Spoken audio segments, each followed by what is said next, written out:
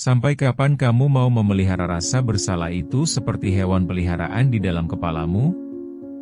Kamu bangun tidur dengan beban yang sama, membawa rasa jijik pada diri sendiri, dan merasa bahwa pintu langit sudah tertutup rapat hanya karena kamu pernah melakukan kesalahan fatal. Kamu merasa sudah terlalu jauh terperosok dalam lumpur dosa sehingga kamu berpikir bahwa mencuci diri itu mustahil. Kamu merasa bahwa setiap langkah yang kamu ambil untuk mendekat kepada Tuhan hanyalah sebuah lelucon, karena kamu merasa dirimu sudah terlanjur rusak dan tidak ada lagi bagian dari dirimu yang layak untuk diselamatkan. Berhenti berbohong dengan mengatakan bahwa kamu sedang rendah hati di hadapan Tuhan.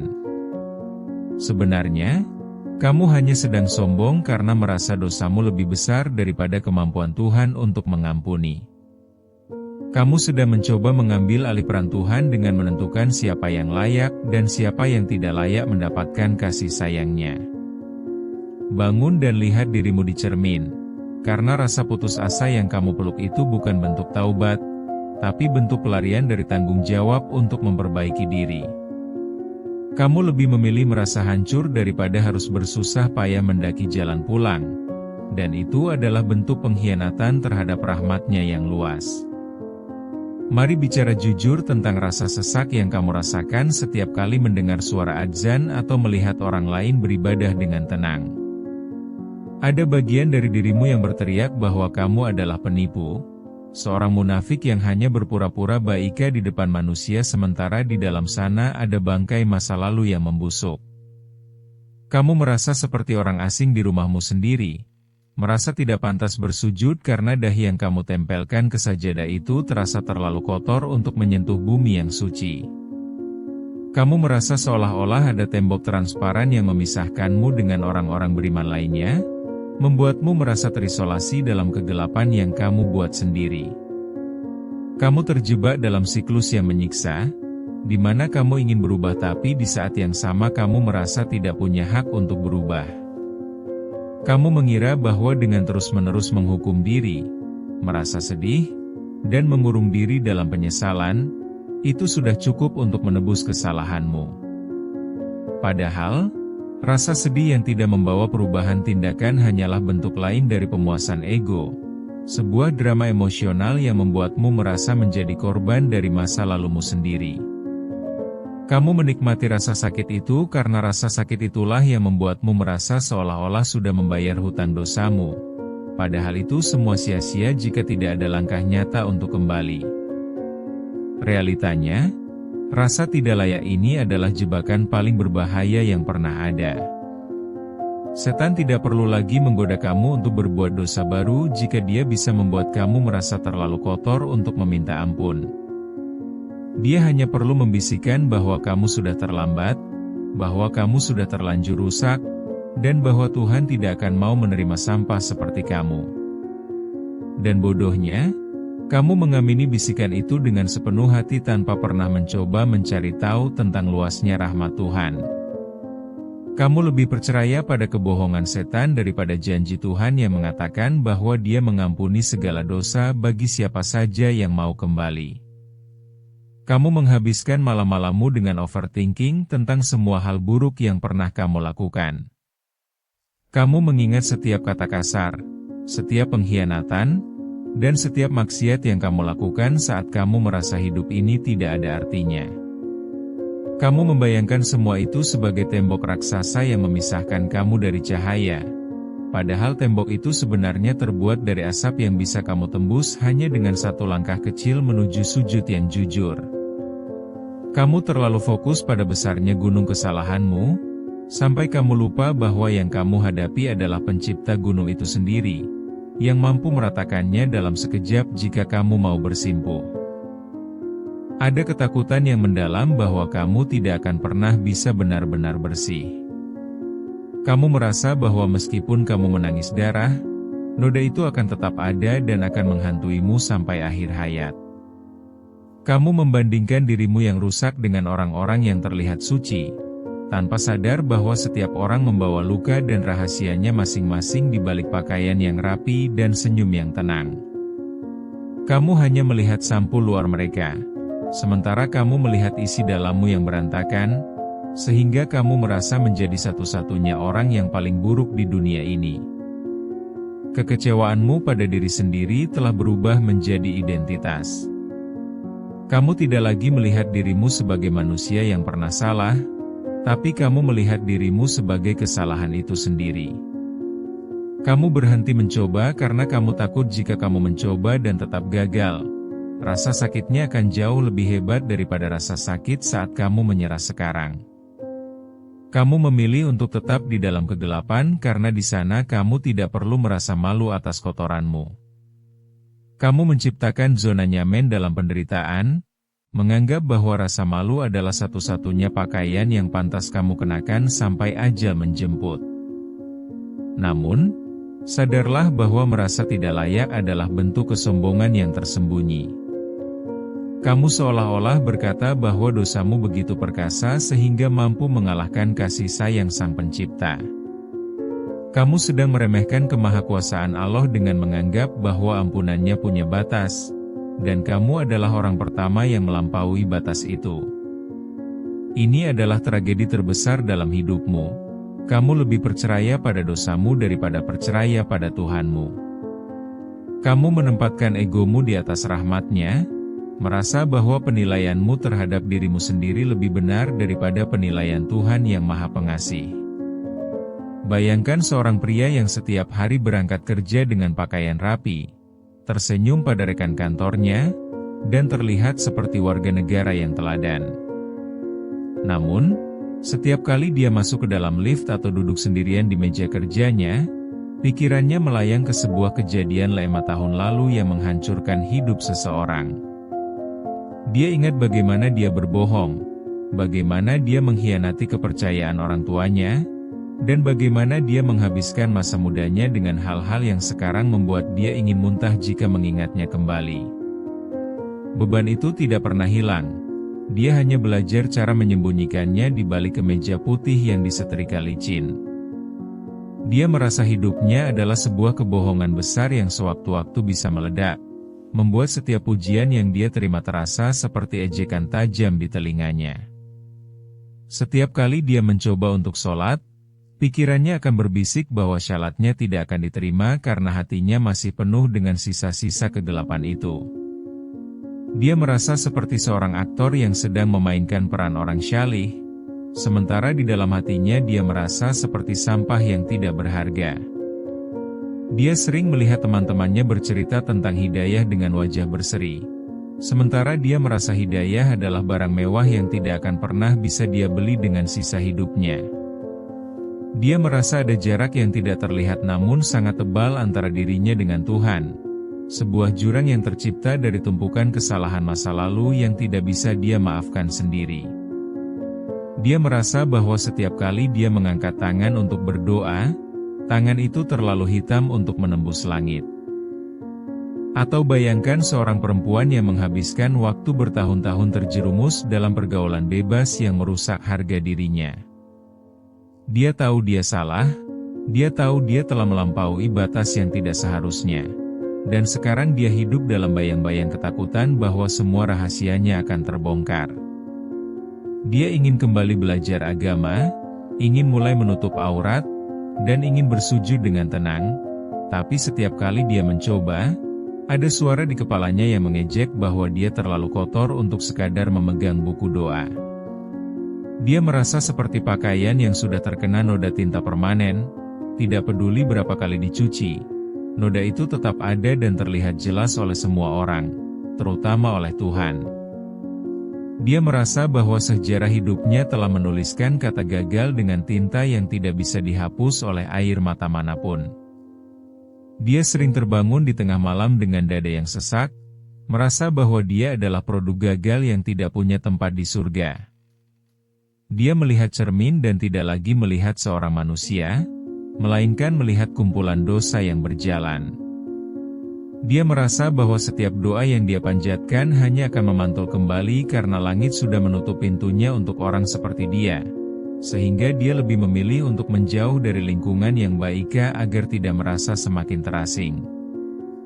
Dia terjebak dalam rasa malu yang mencekik, yang membuatnya merasa bahwa meminta ampun adalah hal yang terlalu berani bagi seseorang sepertinya. Dia merasa bahwa mencintai Tuhan adalah kemewahan yang hanya milik mereka yang tidak pernah jatuh sedalam dirinya. Ada juga mereka yang mungkin tidak melakukan dosa besar yang terlihat, tapi mereka terjebak dalam kebencian dan dendam yang sudah mendarah daging selama puluhan tahun.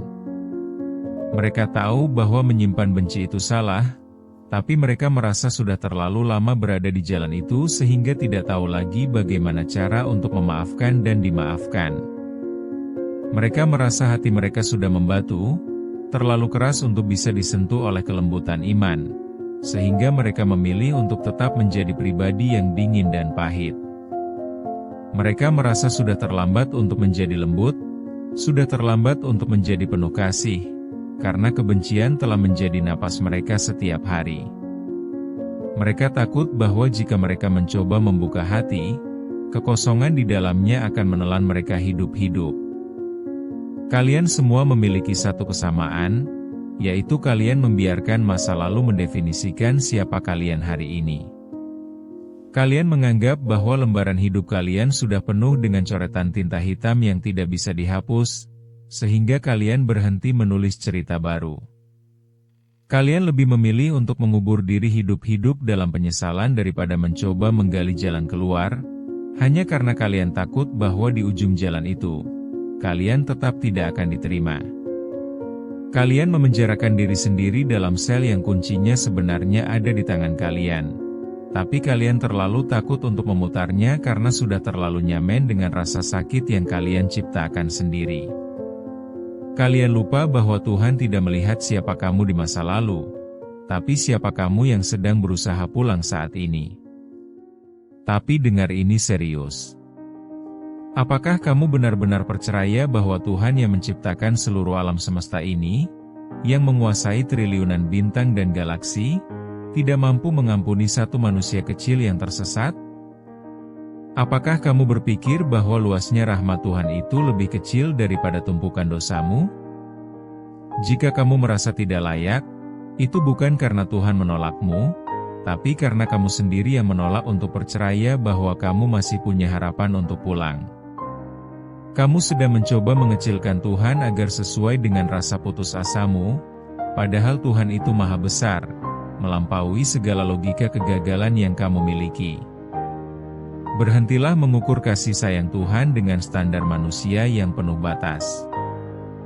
Titik baliknya bukan saat kamu berhasil menghapus semua ingatan buruk itu, karena ingatan itu mungkin akan tetap ada sebagai pengingat agar kamu tidak jatuh ke lubang yang sama.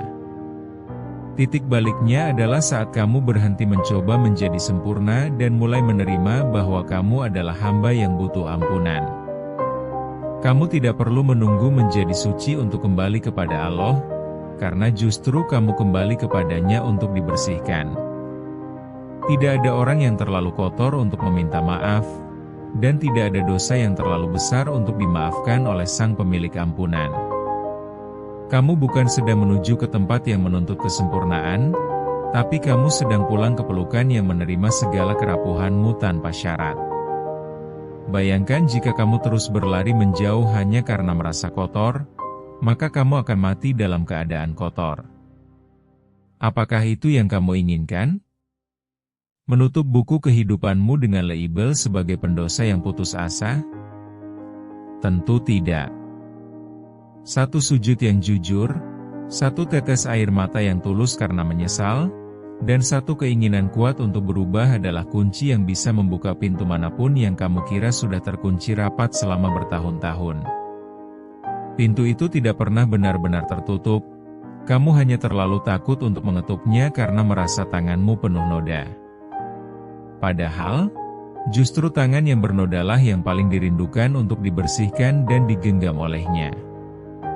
Jangan biarkan rasa bersalahmu menjadi berhala baru yang kamu sembah setiap hari. Ubahlah rasa sakit itu menjadi bahan bakar untuk menjadi orang yang lebih baik. Jadikan rasa jijikmu pada masa lalu sebagai alasan untuk tidak pernah lagi menyentuh hal yang sama. Saat kamu menyadari bahwa kamu masih diberi napas hari ini, Itu adalah tanda paling nyata bahwa Tuhan masih memberimu kesempatan untuk memperbaiki segala sesuatu yang telah kamu rusak. Napas yang kamu hirup sekarang adalah undangan terbuka bagi kamu untuk berhenti menghukum diri dan mulai melangkah pulang. Tuhan tidak meminta kamu untuk tidak pernah salah, Dia hanya meminta kamu untuk tidak pernah berhenti kembali kepadanya. Sekarang, berhentilah mengasihani dirimu sendiri dengan cara yang salah. Menangis sepanjang malam sambil mengutuk masa lalu tidak akan mengubah satu hal pun dalam catatan amalmu. Yang dibutuhkan Tuhan bukan air matamu yang penuh keputusasaan, tapi langkah nyatamu untuk berbenah. Berdiri sekarang, ambil wudhu, dan hamparkan sajadahmu tanpa perlu merasa malu, karena di hadapannya, kamu bukan lagi seorang pendosa, tapi seorang hamba yang sedang mencoba pulang. Jangan tunggu sampai besok, jangan tunggu sampai kamu merasa cukup bersih, karena rasa bersih itu datang setelah kamu bersujud, bukan sebelum kamu bersujud. Berhentilah bernegosiasi dengan rasa takutmu dan mulailah tunduk pada rahmat-Nya.